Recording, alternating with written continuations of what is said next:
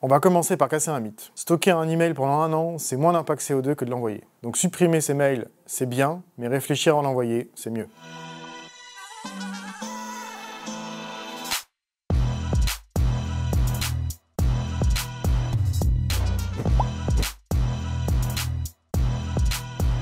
Éco-conception, numérique responsable, high-tech, green IT, on entend tous ces mots pour parler un peu de tout, mais au final, c'est pour régler le même problème, éviter le renouvellement de nos appareils électroniques. Notre conviction, c'est que l'éco-conception doit s'intégrer dans une démarche plus complète qu'on appelle numérique responsable, en intégrant aussi l'accessibilité numérique et la protection des données personnelles.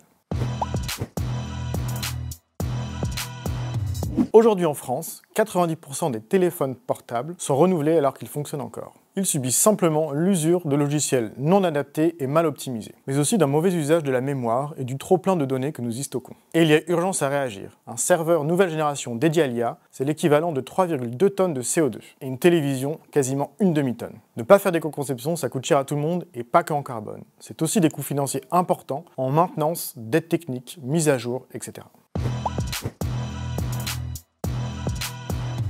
Tout d'abord, on va faire attention à la rétrocompatibilité. En gros, c'est faire en sorte que nos applications, nos services soient fonctionnels sur des appareils d'au moins 10 ans. Et ensuite, on allège, on réduit, on optimise, on augmente les performances. Ça revient à 3 axes. Maîtriser son débit internet au minimum, dimensionner les infrastructures au plus juste, et bien sûr, réduire le nombre d'étapes et le temps de parcours. Avec cela, nous aurons un numérique soutenable, avec un accès élargi et dans le respect des personnes. Le numérique responsable, c'est une bonne pratique, mais il ne faut pas oublier la finalité du service et le business model de l'entreprise associée. Et c'est là qu'on parle de high-tech, une technologie avec une finalité positive et sociale. Sans cela, la démarche vide de son sens. Dans tous les cas, la première question restera, faut-il du numérique partout ?